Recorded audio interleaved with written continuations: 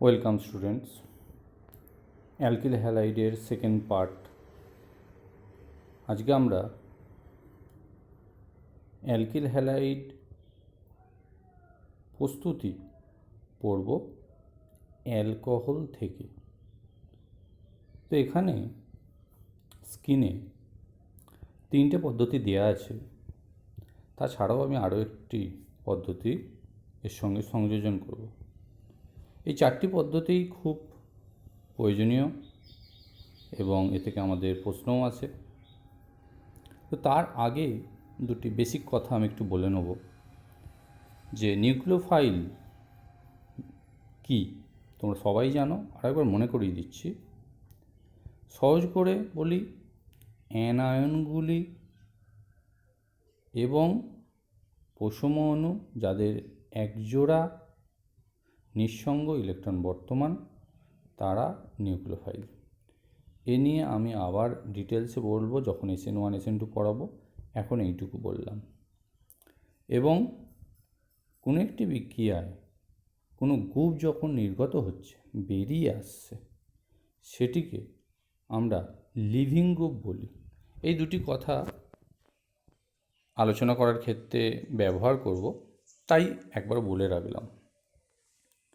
Alkyl হ্যালাইডের সর্বপ্রথম প্রস্তুতি, যেখানে হ্যালো অ্যাসিডগুলি ব্যবহার করে, মানে আমি বলতে চাইছি HCl, HBr, HI, HF ব্যবহার করা হয় না, কারণ HF খুবই দুর্বল অ্যাসিড।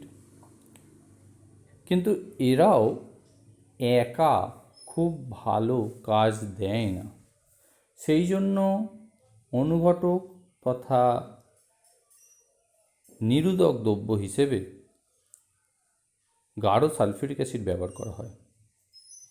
টারশিয়ারি অ্যালকোহল থেকে অ্যালকিল হ্যালাইড প্রস্তুতিতে কেবল হ্যালো অ্যাসিডগুলো ব্যবহার করলেই কাজ হয়ে যায়, কিন্তু প্রাইমারি আর সেকেন্ডারির ক্ষেত্রে হয় না। অবশ্যই H2SO4 ব্যবহার করতে হয়। বিক্রিয়াটি কিন্তু কার্বোক্যাটায়ন উৎপন্ন হওয়ার মাধ্যমে হয়। যদি কার্বোক্যাটায়ন উৎপন্ন হয়ে বিক্রিয়াটা হচ্ছে, তার মানে কার্বোক্যাটায়নের স্থায়িত্বের কম হচ্ছে টারশিয়ারি, সেকেন্ডারি, প্রাইমারি। তাহলে টারশিয়ারি অ্যালকোহল সবচেয়ে ভালো বিক্রিয়া করবে এবং বাস্তবে তাই হয়।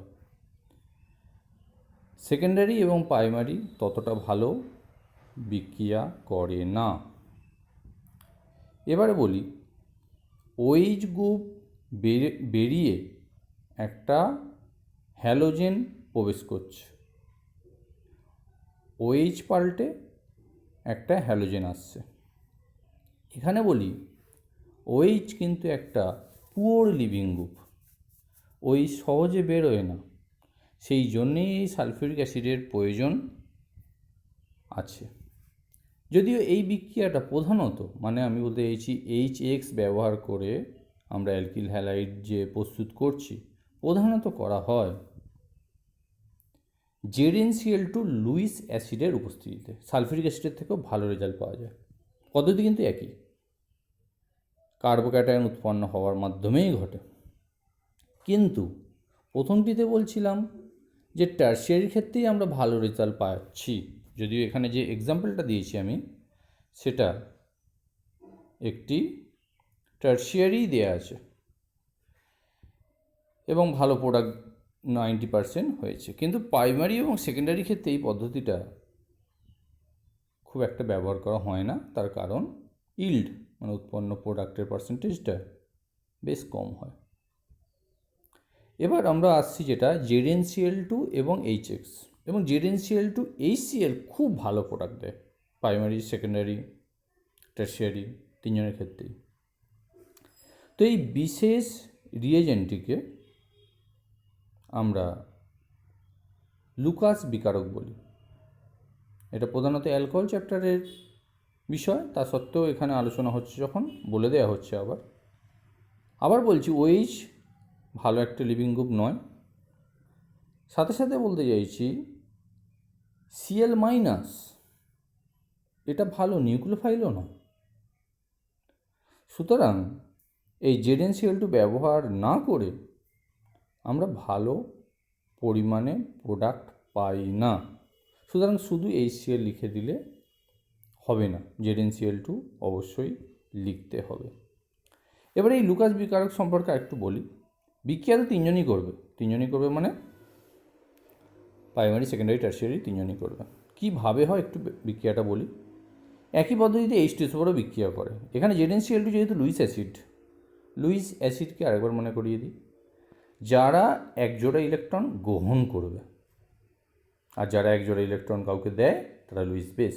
তো ZnCl2 যেহেতু অষ্টক পূর্তি নেই, ও এক জোড়া ইলেকট্রন গ্রহণ করতে চাইছে। কোথা থেকে করবে না, অক্সিজেনের লোন পেয়ার ইলেকট্রন আছে, তো ওই দুটি ইলেকট্রন ZnCl2 নিয়ে একটি বন্ধন করছে, ফলস্বরূপ অক্সিজেনের মাথায় প্লাস চার্জ হয়েছে। এমতো অবস্থায় কিন্তু যে OH গ্রুপটা এতক্ষণে বের হচ্ছিল না, সে কিন্তু বের হওয়ার মতো জায়গায় চলে এলো। তার কারণ অক্সিজেন ইলেকট্রোনেগেটিভ এলিমেন্ট, তার মাথায় প্লাস চার্জ আছে, সে মোটেই কিন্তু ওটা স্টেবল না, সে চাইবে মাইনাস হয়ে থাকতে, সে বেরিয়ে আসার চেষ্টা করবে। এবারে কি হলো না, এবারে ওই যে Cl মাইনাস সে পুরো নিউক্লিওফাইল হওয়া সত্ত্বেও যে কখন অ্যাটাক করছে কার্বনে, তখন বাকি অংশটা বেরিয়ে আসছে সহজে। তো এর ফলে আমরা সহজে প্রোডাক্টটা পাচ্ছি প্রাইমারি এবং সেকেন্ডারি ক্ষেত্রে। টারশিয়ারি ক্ষেত্রে অসুবিধা নেই, কারণ বুঝতেই পারছো কোথাও না কোথাও একটা কার্বোক্যাটায়ন উৎপন্ন হওয়ার মাধ্যমেই বিক্রিয়াটা ঘটতে চাইছে বলা হচ্ছে। তার কারণ এখানে এক ধাপে হতে পারে, দু ধাপেও হতে পারে। যদি টারশিয়ারি হয়, এটা অবশ্যই কার্বোক্যাটায়ন আগে উৎপন্ন হয়ে যাবে, তারপরে নিউক্লিওফাইল দ্বারা আক্রান্ত হবে। এবারে লুকাস রিয়েজেন্ট সম্পর্কে আরেকটু ডিটেলসে বলি। লুকাস টেস্ট সম্পর্কে আমাদের জানতে চাওয়া হয়। একটু আগেই বললাম প্রাইমারি, সেকেন্ডারি, টারশিয়ারি তিনটে অ্যালকোহলই এই টেস্ট দেয়, কিন্তু যেহেতু টারশিয়ারি আমরা বললাম কার্বোক্যাটায়ন উৎপন্ন হওয়ার মাধ্যমে হয় এবং টারশিয়ারি কার্বোক্যাটায়ন সবচেয়ে বেশি স্থায়ী, সুতরাং টারশিয়ারি সঙ্গে সঙ্গে বিক্রিয়া করে এবং সিস্টেমটা ঘোলা হয়ে যায় সঙ্গে সঙ্গে। যদি সেকেন্ডারি হয় তাহলে মিনিট 5 সময় লাগবে, কোনো ক্ষেত্রে গরম করতে হবে, মানে উষ্ণতার প্রয়োজন। প্রাইমারির ক্ষেত্রেও কিন্তু বিক্রিয়াটা হবে, মানে সেকেন্ডারির ক্ষেত্রে মিনিট 5 পর ঘোলা হলো, প্রাইমারির ক্ষেত্রেও কিন্তু বিক্রিয়াটি হবে, কিন্তু চাক্ষুষ কিছু পরিবর্তন দেখব না। মানে ওই যে ঘোলা হয়ে যায় ব্যাপারটা হবে না। এরম ভেবো না যে বিক্রিয়াটি হচ্ছে না, মানে অ্যালকিল হ্যালাইড উৎপন্ন হচ্ছে না, এরম কিন্তু ভাববে না। এখানে যে বিষয়গুলো একটু বলা আছে, উদাহরণগুলো দিকে একটু খেয়াল করো। প্রাইমারি অ্যালকোহল ক্ষেত্রে যেমন 1 পেন্টানল উদাহরণ দেওয়া হয়েছে, সেকেন্ডারির ক্ষেত্রে বলছে 5 থেকে 20 মিনিট টাইম লাগবে, যেটা 2 পেন্টানলের ক্ষেত্রে দেখছি। আর টারশিয়ারি অ্যালকোহলের ক্ষেত্রে ক্লাউডি এবং র্যাপিডলি বিক্রিয়াটি ঘটে রুম টেম্পারেচারে প্রোডাক্ট উৎপন্ন করে 2 মিথাইল 2 বিউটানল। বুঝতেই পারছো, প্রথমটা প্রাইমারি, দ্বিতীয়টা সেকেন্ডারি, তারপরটা টারশিয়ারি, কিন্তু প্রথমটার ক্ষেত্রে কোনো চাক্ষুষ পরিবর্তন ঘটলো না। বিক্রিয়াটা এইভাবে দেখাচ্ছি, ROH প্লাস HCl ZnCl2 উপস্থিতিতে বিক্রিয়া করা হচ্ছে, ফলে প্রোডাক্ট হচ্ছে RCl প্লাস H2O। তো লুকাস বিকারক হচ্ছে ZnCl2 প্লাস HCl, আর অ্যালকোহলের সঙ্গে ওরা বিক্রিয়া করে অ্যালকিল হ্যালাইড তৈরি করছে। এটা 1 ডিগ্রি 2 ডিগ্রি 3 ডিগ্রি সবার ক্ষেত্রেই প্রযোজ্য। অবশ্যই এটা ব্যবহার করি সাধারণত, মানে উৎপন্ন করার ক্ষেত্রে ব্যবহার করি 1 ডিগ্রি ও 2 ডিগ্রি। টারশিয়ারিতে এমনিই ভালো হয়, সুতরাং আলাদা করে তৈরি করার ক্ষেত্রে ব্যবহার করা হয় না, কিন্তু হ্যাঁ শনাক্তকরণ করার ক্ষেত্রে ব্যবহার করা হয়। এরপর আসছি ব্রোমো অ্যালকেন আর আয়োডো অ্যালকেনের ব্যাপারে। ZnCl2 এবং HCl ব্যবহার করে ক্লোরো অ্যালকেন তো খুব ভালোই উৎপন্ন করা যায়।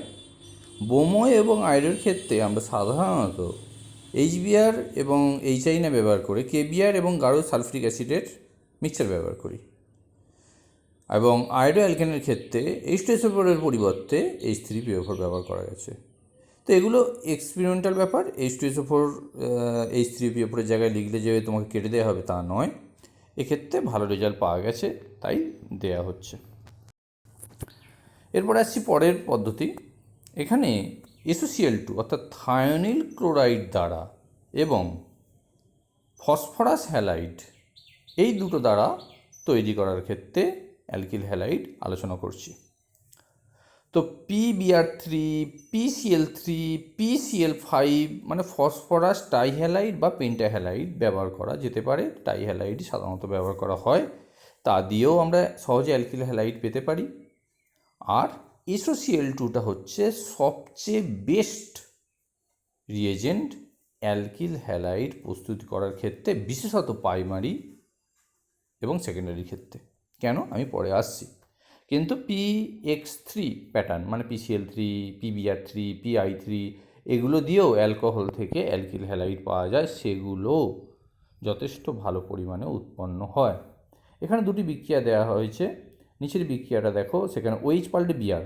শুধু লক্ষ্য করো যে কার বিক্রিয়া হচ্ছে, অ্যালকোহলের বিক্রিয়া হচ্ছে। কি উৎপন্ন হচ্ছে? অ্যালকিল হ্যালাইড উৎপন্ন হচ্ছে। শুধু ওই দিকে নজর রাখো যে OH পাল্টাচ্ছে, Br আসছে, কোন যৌগে হচ্ছে সেইটার দিকে নজর দেবে না। আমরা কি পরিবর্তন হচ্ছে সেইটা দেখব এবং কোন রিয়েজেন্ট দ্বারা হচ্ছে সেইটা দেখব। OH পাল্টে Br আসছে, কী রিয়েজেন্ট দিচ্ছি? PBr3, মিডিয়ামটা ইথার এবং একটা উষ্ণতা লাগে, এটা কম্পালসারি লিখতেই হবে এরম কিছু ব্যাপার নয়। ওপরের বিক্রিয়াটা দেখো, এখানে থায়োনিল ক্লোরাইড দেওয়া হচ্ছে। সাধারণত একটা বেস ব্যবহার করলে ভালো হয়, তো পিরিডিন ব্যবহার করা হয়েছে। এত বড় যৌগ দেখার দরকার নেই তোমার, শুধু দেখো OH পাল্টে Cl আসছে, SOCl2 দিচ্ছে, SOBr2, SOI2 এগুলো ব্যবহার করা হয় না। সুতরাং তার মানে হ্যালো অ্যালকেন হিসেবে মানে ক্লোরিন মানে ক্লোরো অ্যালকেন তৈরি করার ক্ষেত্রেই কিন্তু SOCl2টা ভালো রিয়েজেন্ট, এবং এটা সাধারণত প্রাইমারির ক্ষেত্রে এবং সেকেন্ডারি ক্ষেত্রে ব্যবহার করা হয়, টারশিয়ারি ক্ষেত্রে নয়। তো PCl3 ক্ষেত্রেও তাই হতো, PCl5 দিলেও তাই হতো। এখানে ওপরের বিক্রিয়াটা যেটা দেখো, যে দুটো বাইপ্রোডাক্ট উৎপন্ন হয়েছে মানে SO2 আর HCl, এই দুটো কিন্তু গ্যাসীয়। এই দুটো গ্যাসীয় হওয়ায় বিশাল লাভ হয়ে যায়। এই দুটো গ্যাসীয় হওয়ায় সিস্টেম থেকে সহজেই বেরিয়ে যায়। সিস্টেম থেকে বেরিয়ে গেলে আমাদেরকে সেপারেট করতে হবে না, অর্থাৎ যে প্রোডাক্টটা পাবো আমরা অ্যালকিল হ্যালাইড, সেটা অনেক বিশুদ্ধ পাবো। এর আগে যা যা পদ্ধতি করেছি, কী কী করেছি আরেকবার মনে করিয়ে দিই। HX আর H2SO4 দিয়ে করেছি, ZnCl2 HCl দিয়ে করেছি এবং PX3 প্যাটার্ন করেছি। প্রথম দুটি ধাপে রিঅ্যারেঞ্জমেন্টের সম্ভাবনা আছে, কারণ কার্বোক্যাটায়ন সৃষ্টির মাধ্যমে হয়। প্রাইমারির ক্ষেত্রে প্রোডাক্টটা খুব একটা ভালো পরিমাণে উৎপন্ন হয় না। রিঅ্যারেঞ্জমেন্টের সম্ভাবনা থাকা মানে কি? একাধিক প্রোডাক্ট হতে পারে, এটা একটা বড় সমস্যা। এটা আমরা পরে আবার আলোচনা করব যে রিঅ্যারেঞ্জমেন্টে কার্বোক্যাটায়নের স্থায়িত্বের জন্য হাইড্রাইড শিফট কিংবা অ্যালকিল গ্রুপ শিফট ঘটে, তার কারণে একাধিক প্রোডাক্ট হতে পারে। আর PBr3 PCl3 মানে PX3 ব্যবহার করলে POCl3 একটি যৌগ উৎপন্ন হয়, যেটিকে কিন্তু সেপারেট করতে হবে, যেটা ওর সঙ্গে মিশে থাকবে, সেটাও তাহলে একটা ঝামেলার বিষয়। কিন্তু SOCl2 ব্যবহার করলে আমাদের এই ঝামেলাটা থাকছে না। তাই SOCl2 বেস রিয়েজেন্ট যদি তুমি ক্লোরো অ্যালকেন তৈরি করার কথা ভাবো। এখানে বিক্রিয়াটা একটি যতগুলো হয়েছে সেগুলো একটা চার্টের ফর্মে দিয়েছি। HCl এবং অ্যানহাইডাস ZnCl2 যদি ব্যবহার করি মানে লুকাস রিয়েজেন্ট যদি ব্যবহার করি, তাহলে OH পাল্টে Cl আসছে। যদি NaBr আর H2SO4 ব্যবহার করি তাহলে RBr হবে, খুব স্বাভাবিক। ওখানে তুমি NaI আর H2SO4 ব্যবহার করলে RI হবে। PX3 আমি একটু আগে বললাম PX3 প্যাটার্ন মানে তোমার কি অ্যালকিল হ্যালাইড তুমি তৈরি করছো সেটার ব্যাপার ভেবে তুমি PX3 বসাও। তোমার যদি মনে করো যে ক্লোরো অ্যালকেন দরকার, তুমি PCl3, বোমো অ্যালকেন তাহলে PBr3, যদি আয়োডো অ্যালকেন তাহলে PI3 ব্যবহার করো। PCl5 ব্যবহার করলেও হবে বলেছি। আর পিরিডিন আর SOCl2, পিরিডিনটার কথাটা মনে রেখো, SOCl2র ক্ষেত্রে একটা ঘটনা ঘটে, তো সেই কারণে পিরিডিনটা ব্যবহার করতে হয়, সেটা আমি এখন বলছি না। নেক্সট আসছে একটা নেম রিয়াকশান। আমরা পরে নেম রিয়াকশানগুলো নিয়ে শুধু আলোচনা করব, কিন্তু এখানে প্রাসঙ্গিক নেম রিয়াকশান যখন চলে আসছে তার নিয়ে তো পড়াশোনা করতেই হবে। একটি বিখ্যাত বিক্রিয়া আছে হান্স-স্টিকার রিয়াকশান। এই বিক্রিয়াটায় কিন্তু বোম্বে অ্যালকেন প্রধানত তৈরি করা হয়। আয়োডো অ্যালকেনও তৈরি হয় না, ক্লোরো অ্যালকেনও তৈরি হয় না, ফ্লুরো অ্যালকেনের কথা তো আমরা সাধারণত আলোচনাই করিনি। তো বোম্বে অ্যালকেন খুব ভালো উৎপন্ন করা যায় কোথা থেকে? কার্বক্সিলিক অ্যাসিডের সিলভার সল্ট। ভাষাটা বোঝো, কার্বক্সিলিক অ্যাসিডের সিলভার সল্ট। কার্বক্সিলিক অ্যাসিড কি? RCOOH, যেমন CH3COOH অ্যাসিটিক অ্যাসিড, তার সিলভার সল্ট কী করে হয় না, ওর যে অ্যাসিডিক হাইড্রোজেনটা মানে CH3COOH এর লাস্ট এইচটা সরিয়ে একটা AG দাও, তাহলে নামটা হয় silver salt of carboxylic acid. যদি ওখানে অ্যাসিডিক অ্যাসিড হতো তাহলে নামটা হতো কি? Silver acetate. যদি ওখানে বেঞ্জোইক অ্যাসিড হতো সিলভার বেঞ্জোয়েট। এইভাবে নামটা হয়। যাই হোক, আমরা দেখাচ্ছি কি RCOO-AG+। তো সল্ট হিসেবে আছে তো বলে মাইনাস প্লাস দেওয়া হয়েছে, কারণ এটা আর অ্যাসিড নয়। একে যদি বোমিনের সঙ্গে বিক্রিয়া করা হয়, মাধ্যমটাকে রাখতে হয় কার্বন টেট্রাক্লোরাইড মিডিয়াম, সেক্ষেত্রে RBr তৈরি হয়। বিক্রিয়াটা ফ্রি র্যাডিক্যাল মেকানিজমে ঘটে এবং বিক্রিয়াটার প্রোডাক্ট উৎপন্ন হওয়ার ক্রম দেখা গেছে প্রাইমারি সবচেয়ে ভালো হয়, তারপরে সেকেন্ডারি, তারপরে টারশিয়ারি। সুতরাং প্রাইমারি মানে আর গ্রুপটা প্রাইমারি এক্ষেত্রে বলছি। তো আর গ্রুপটা প্রাইমারি হলেই সবচেয়ে ভালো। এখানে পদ্ধতিটা আলাদা। সুতরাং RBr উৎপন্ন করার ক্ষেত্রে এইটা আমরা ব্যবহার করতেই পারি। এবারে একটু বলে রাখি যে RI ব্যবহার করার ক্ষেত্রে বা RI উৎপন্ন করার ক্ষেত্রে কি সমস্যা আছে। I- তো খুব ভালো নিউক্লিওফাইল এবং ভালো লিভিং গ্রুপও, আমরা পরে নিয়ে আলোচনা করব। তা সত্ত্বেও কেন RI উৎপন্ন হয় না? প্রকৃতপক্ষে এটা অন্য বিক্রিয়া হয়ে যায়, হয় না ঠিক বলা ভুল। যখন এই RCOOAG's সঙ্গে I2 বিক্রিয়া করে তখন RI উৎপন্ন হয় বটে। সেই RI, যেহেতু বললাম যে আইটা খুব ভালো লিভিং গ্রুপ, সেই RI আবার ওই RCOOAG's সাথে বিক্রিয়া করে RCOOR উৎপন্ন করে, মানে A স্টার উৎপন্ন করে, মানে AG সরিয়ে আর একটা অ্যালকিল গ্রুপ চলে আসে। সুতরাং বিক্রিয়াটা হয় না তা নয়, বিক্রিয়াটা হয়ে পরের আরও তার রিয়াকশান কন্টিনিউ করে অন্য দিকে চলে যায়। সুতরাং অ্যালকিল আয়োডাইড উৎপন্ন করার ক্ষেত্রে এটি ভালো পদ্ধতি নয়। আমাদের মাথায় রাখতে হবে যে এটি বোম্বে অ্যালকেন মানে হান্স-স্টিকার রিয়াকশান বোম্বে অ্যালকেন তৈরির ক্ষেত্রেই ভালো প্রোডাক্ট দেয়। এবারে আমরা আসছি যে অ্যালকিল হ্যালাইডের বিক্রিয়া খুব ইম্পর্টেন্ট। অ্যালকিল হ্যালাইডের বিক্রিয়াগুলো বিভিন্নভাবে আমরা আলোচনা করব, অনেকগুলো ভাগ আছে এর। তো প্রথমটা নাম দিয়েছি নিউক্লিওফিলিক সাবস্টিটিউশন রিয়াকশান, অর্থাৎ নিউক্লিওফাইল দ্বারা আক্রান্ত হবে, প্রতিস্থাপন বিক্রিয়া হবে, মানে একটা পাল্টে আরেকটা আসবে। সেটি আবার দুটি ভাবে হতে পারে, একটা SN1 আর একটা SN2। এলিমিনেশন রিয়াকশান, এলিমিনেট হবে এবং এখানে একটি যৌগ এলিমিনেট হবে পুরো। পাশাপাশি দুটো কার্বন থেকে দুটি গ্রুপ বেরোবে, হয়ে একটি ডাবল বন্ড হবে। সেটি দুটো পদ্ধতিতে, অ্যাকচুয়ালি তিনটে পদ্ধতিতে হয়, E1, E2, E1CB। E1CBটা খুব একটা তোমাদের HS লেভেলে লাগবে না, সুতরাং আমরা বলছি না। অর্গানোমেটালিক কম্পাউন্ডটা এখানে ছোট করে বলবো, পরে এ নিয়ে আলোচনা হবে। এখানে যে ফ্যাক্টরগুলো আছে সেগুলোকে নিয়ে আর একটু কথা বলে নিতে হবে আমাদের। এই যে বলেছিলাম একটু আগেই যে নিউক্লিওফাইল নিয়ে আমরা আলোচনা করব। তো SN1, SN2 মানে সাবস্টিটিউশন এবং সাবস্টিটিউশনের যে দুটো ধাপ SN1 আর SN2, সাবস্টিটিউশনের দুটো ভাগ SN1 এবং SN2, এর ক্ষেত্রে নিউক্লিওফাইলের যে রোল তা নিয়ে আমরা দেখব যে এইটা বুঝতে হবে খুব ভালো করে যে নিউক্লিওফাইলের পার্থক্যের জন্য SN1 এবং SN2 এর ক্ষেত্রে প্রভাব পড়তে পারে। এবারে নিউক্লিওফাইল আর লিভিং গ্রুপ এরা একে অপরের সঙ্গে বেশ লিঙ্ক আছে একটা। তো নিউক্লিওফাইল কি গুণ থাকলে ভালো নিউক্লিওফাইল হবে সেটা আমাদের একটু জানতে হবে। নিউক্লিওফাইল হতে গেলে সাইজ বড় হতে হবে, ইলেকট্রোনেগেটিভিটি কম হতে হবে। আমরা সহজ করে বলি, অ্যানায়ন্স অফ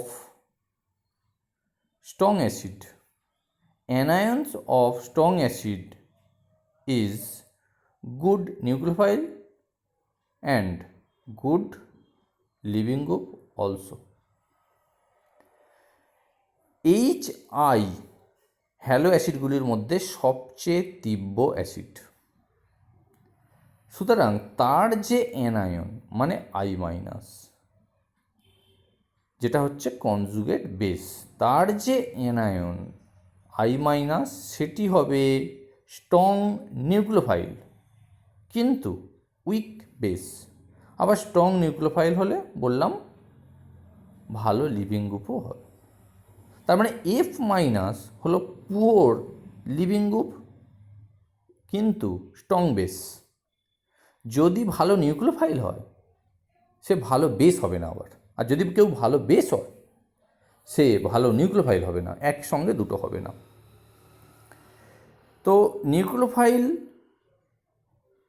পর্যায় বরাবর যদি আমরা লক্ষ্য করি, বাম দিক থেকে ডান দিকে গেলে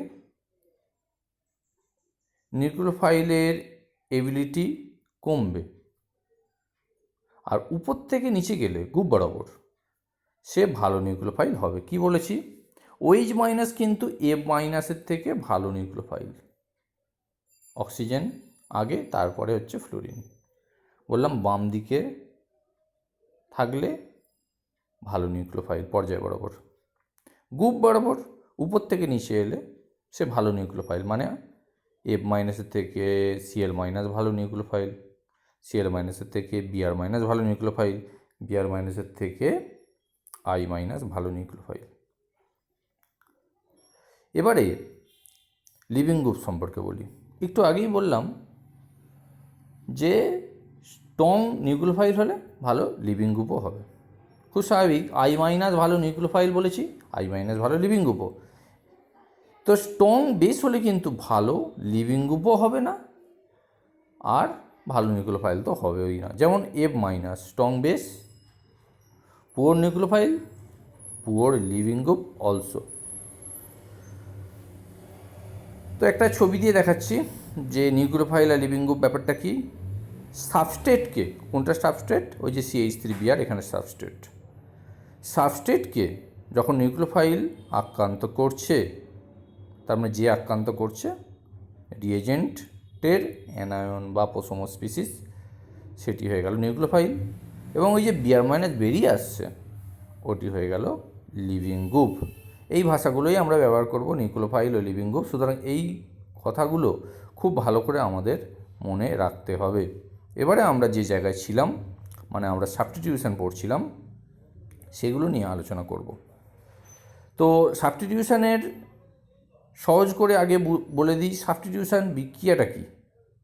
একজন গ্রুপ পরিবর্তিত হবে অন্য একটি গ্রুপ দ্বারা।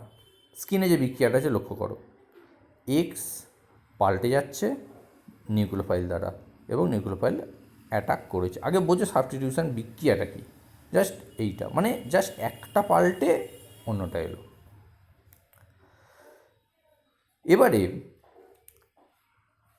এলিমিনেশন রিয়াকশানটা আমরা এখন বলছি না, পরে বলবো। এবারে আমরা চলে আসছি SN2। এখানে আসছি SN2 মেকানিজম বলতে কি বুঝি। আগে বুঝি SN2 ভাষা বলতে কি বুঝি, মানে SN2 ভাষাটার মধ্যে কি লুকিয়ে আছে। S for substitution, N for nucleophile, nucleophilic actually, আর 2 হচ্ছে বায়োমলিকুলার, মানে কি প্রতিস্থাপন বিক্রিয়া তো হবে এসের জন্য, নিউক্লিওফাইল দ্বারা আক্রান্ত হবে, আর দুজন প্রয়োজন, দুজন একটি ধাপে, যে ধাপটা হার নির্ণায়ক ধাপ, সেই ধাপে দুজন অংশগ্রহণ করছে, সেই জন্য 2 বা বায়োমলিকুলার। বিক্রিয়াটার একটা ক্রিয়া কৌশল ছোটো করে দেওয়া হয়েছে। দেখো, OH মাইনাস CH3Br কার্বনে গিয়ে অ্যাটাক করছে, এবং অ্যাটাকটা কীরকম হচ্ছে? Back side attack. বিআরটা যেদিকে আছে তার অপোজিট দিক দিয়ে OH মাইনাসটা অ্যাটাক হচ্ছে, হয়ে তারা একটা ট্রানজিশান স্টেট তৈরি করছে। ওই যে থার্ড ব্র্যাকেটের মধ্যে যেটা আছে ওটা ট্রানজিশান স্টেট। মানে এরকম কিন্তু কখনোই ভাববে না যে এই যৌগটা তৈরি হয়, কার্বনের 5টা বন্ড হয়ে যাবে তাহলে।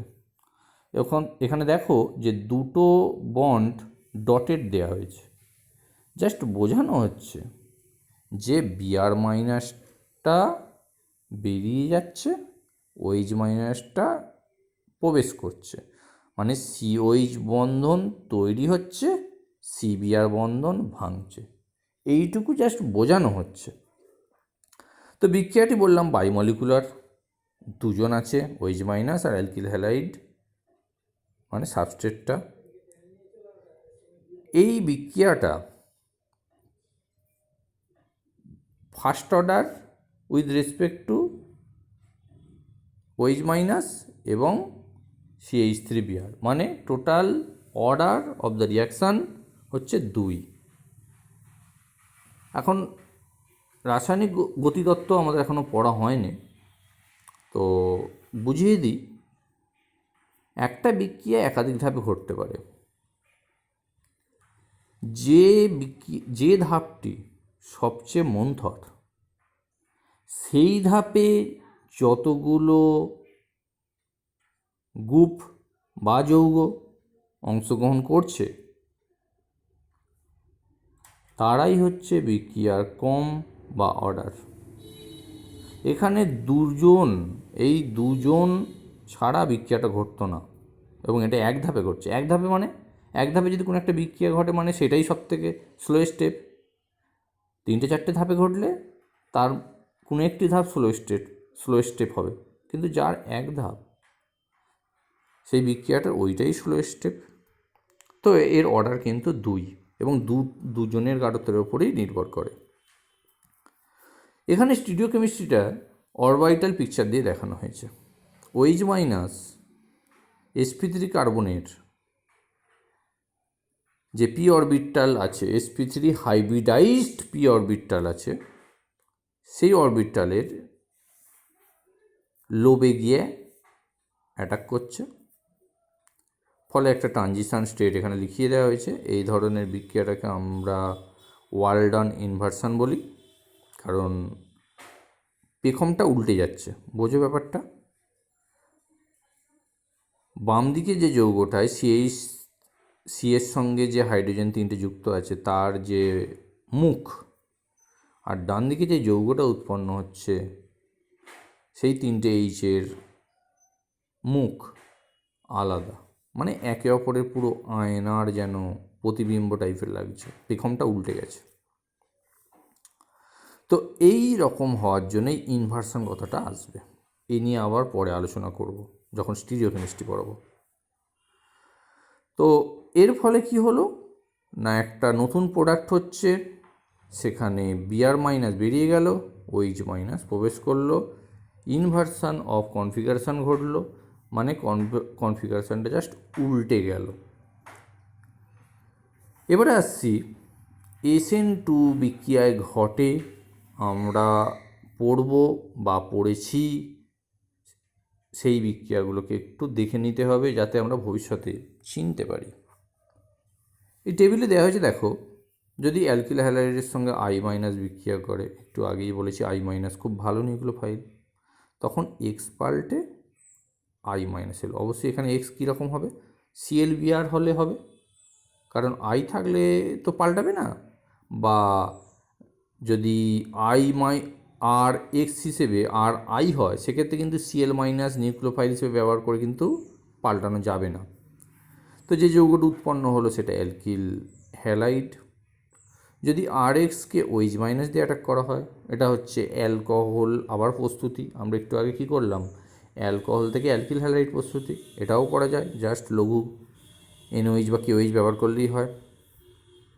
RXকে যদি OR মাইনাস দিয়ে ট্রিটমেন্ট করা হয়, মানে অ্যালকক্সাইড, তাহলে কি তৈরি হবে? ইথার তৈরি হবে। যদি এসএইচ মাইনাস দিয়ে রিপ্লেস করা হয়, এটাও অ্যাকচুয়ালি অল, এটাকে বলে থায়োল।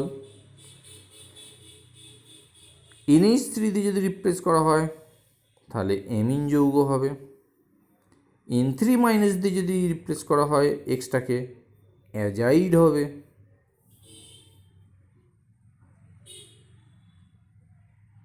তারপরে যদি CN মাইনাস দিয়ে রিপ্লেস করা হয় তাহলে নাইটাইল হবে। আর C মাইনাস দিয়ে রিপ্লেস করলে A স্টার হবে।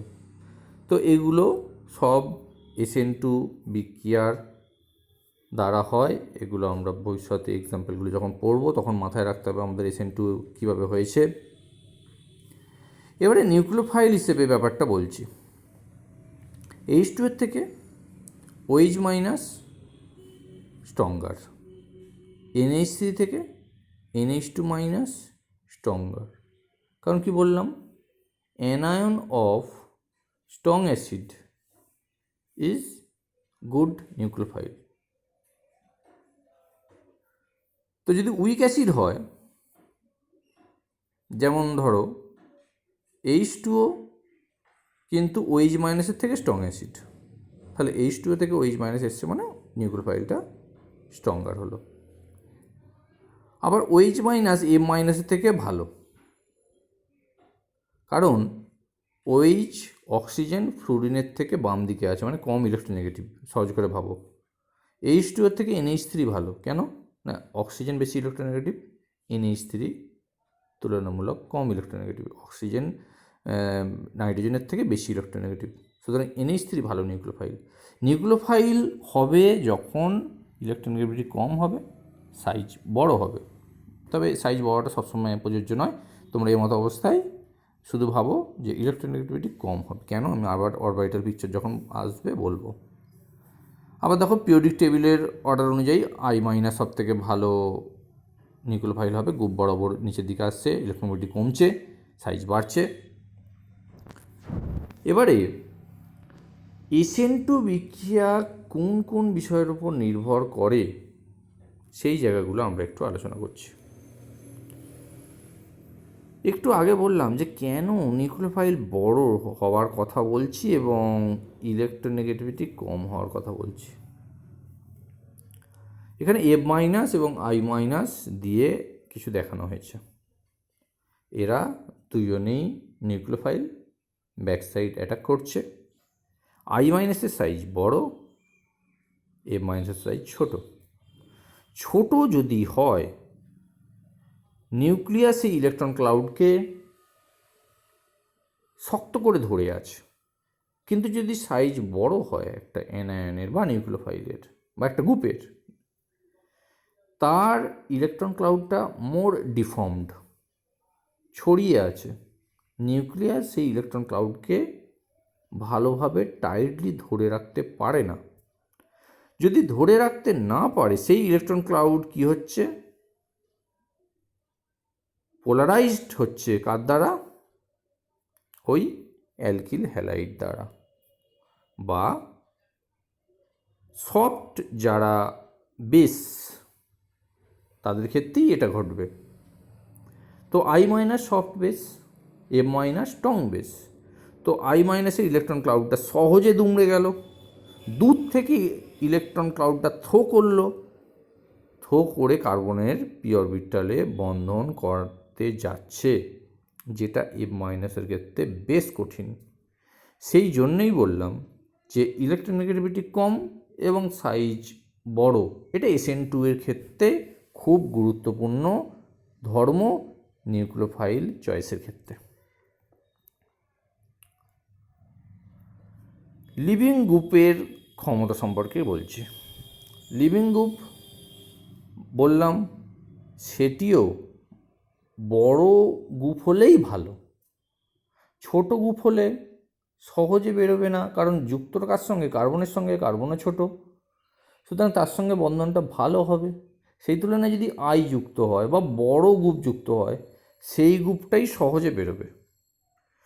সুতরাং গ্রুপ বড় হলেই লিভিং গ্রুপ হিসেবে ভালো।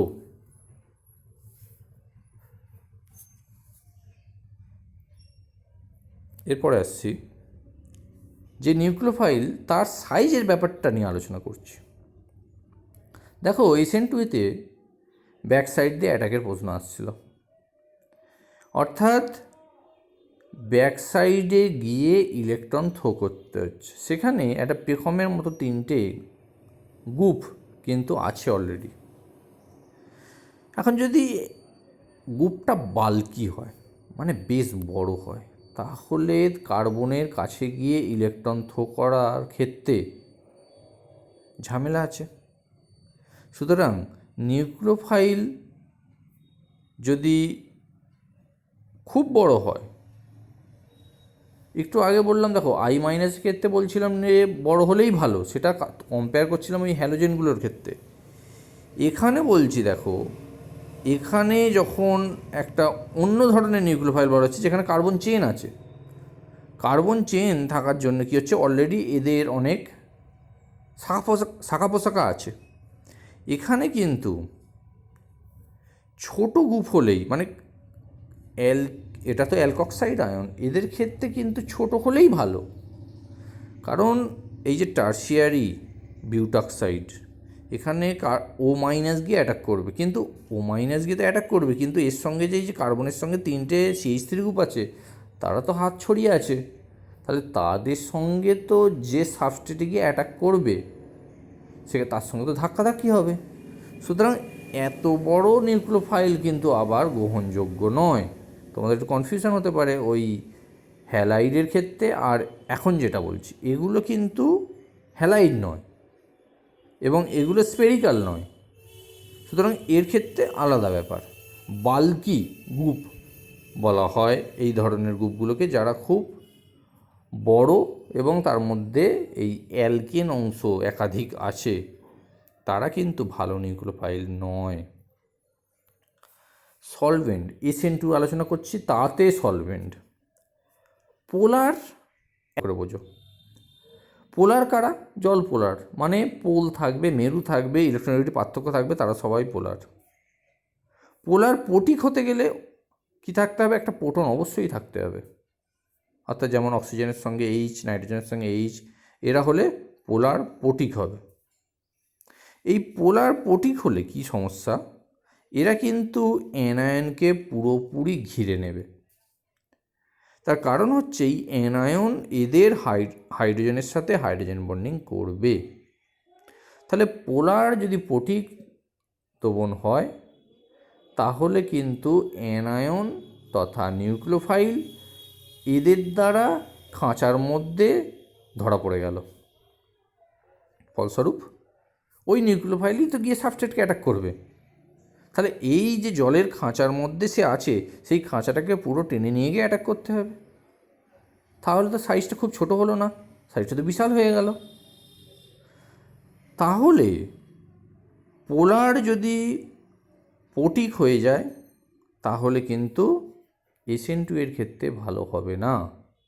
পোলার যদি অ্যাপোটিক হয়, অ্যাপোটিক মানে প্রোটন নেই, সেই রকম যদি দাবক হয়, তাহলে কিন্তু ভালো SN2 বিক্রিয়ার ক্ষেত্রে হবে। তো পোলার অ্যাপোটিক দাবকের কয়েকটা উদাহরণ দিই। DMF acetone, dimethyl formamide acetone, DMSO dimethyl sulfoxide, এখানে নেই সেটা। তো এই যৌগগুলো কী বিশেষত্ব? মজার বিষয় হচ্ছে এরা ক্যাটায়নকে ধরে, অ্যানায়নকে ধরে না। কারণ এরা পোলার আছে, মানে কি অপোজিট কোনো চার্জকে এরা সারাউন্ড তো করবেই।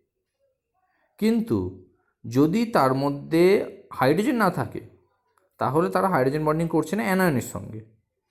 তো যেহেতু আমরা একটা সল্ট ব্যবহার করি, যা ধরো I- নিউক্লিওফাইল ব্যবহার করছি, আমরা হয়তো সিস্টেমে ব্যবহার করেছি Ki, ওই K+কে যদি কেউ ধরে রাখে, তাহলে I- ভালো ফ্রি থাকবে। এরকম আরও একটি উদাহরণ হচ্ছে ক্রাউন ইথার। এটা খুব ভালো একটা ওই অ্যাপোটিক পোলার দাবক। দেখো K+কে ও সারাউন্ড করে খাঁচার মধ্যে পুড়ে নিয়েছে। তাহলে ধরো K+এর সঙ্গে যুক্ত যে অ্যানায়নটা আছে, সে খুব স্ট্রং হয়ে গেল। যেটা বলছিলাম দেখো KF মানে ফ্লুরাইড একটা পুওর নিউক্লিওফাইল, কিন্তু সেটাই যখন কাউনিথারের মাধ্যমে ঘটছে বিক্রিয়াটা, সেখানে Cl পাল্টে F চলে আসছে।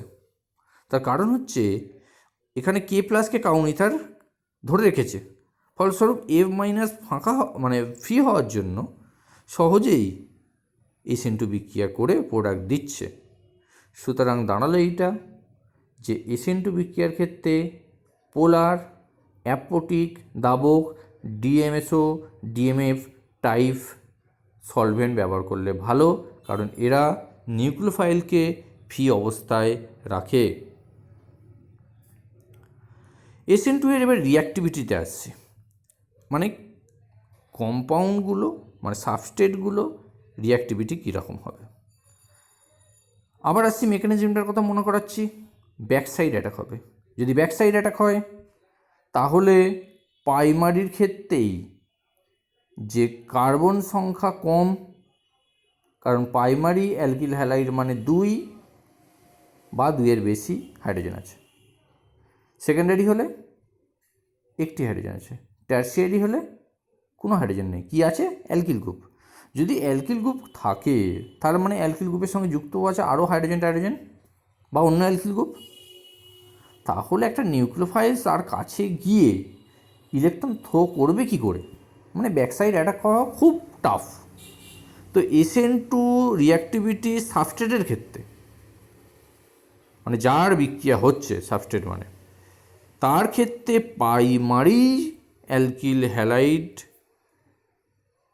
বা প্রাইমারি কার্বনে অ্যাটাকটা সবচেয়ে ভালো হবে। সেকেন্ডারি হবে না বলা হচ্ছে না, ডিপেন্ড করছে অনেক কিছুর ওপর, সলভেন্ট, নিউক্লিওফাইল ইত্যাদি। টারশিয়ারি SN2 করবে না, এটা মাথায় ঢুকিয়ে নাও। টারশিয়ারি কার্বন SN2 বিক্রিয়া করবে না। কোন পদ্ধতিতে করবে? SN1, আমরা পরে আলোচনা করব। নিচে কয়েকটা বিক্রিয়া দেখানো হয়েছে দেখো। এখানে CH3 CH2 বিআরকে OH মাইনাস দিয়ে অ্যাটাক করছে, এখানে একটা অ্যালকিল গ্রুপ আছে। তারপরে CH3 CH বিআরকে OH minus attack করছে, এটা সেকেন্ডারি। আর টারশিয়ারি আছে 3টে অ্যালকিল গ্রুপ মানে 3টে মিথাইল গ্রুপ, সেটা ক্রস করে দেওয়া হয়েছে, মানে এটা হবে না। তো প্রাইমারির ক্ষেত্রে হবে, খুব ভালো হবে। সেকেন্ডারির ক্ষেত্রে হবে না বলছি না, হবে, বিবেচনা করতে হবে, এটাকে একটু উজ্জ্ব রাখছি। টারশিয়ারি হবে না। লিভিং গ্রুপের কথা আগেই বলেছি, আবার একবার বলছি, যারা বেরিয়ে আসছে তাদের কিছু অর্ডার বা টেবিল দিয়ে বোঝানো হচ্ছে। OH মাইনাস আর NH2 M মাইনাসে যদি রিলেটিভ রিঅ্যাক্টিভিটি 1 ধরি, Cl মাইনাসে 200 দেখানো হচ্ছে, Br মাইনাসে 10,000 দেখানো হচ্ছে, I মাইনাসে 30,000 দেখানো হচ্ছে। মানে কি, যত সাইজ বড় হচ্ছে সেই বন্ডটা মানে কার্বনের সঙ্গে যুক্ত বন্ডটা তত মজবুত হয় না। তো যেমন I মাইনাস সহজে প্রবেশ করলো, I মাইনাস সহজে বেরিয়েও গেল, তার মানে ভালো নিউক্লিওফাইল যেমন হলো, ভালো লিভিং গ্রুপও I মাইনাস। সাবস্ট্রেটের অর্ডার SN2 এর ক্ষেত্রে 1 ডিগ্রি, 2 ডিগ্রি, 3 ডিগ্রি, আগেই বললাম। SN1টা এর পরের পার্টে আমি বলবো।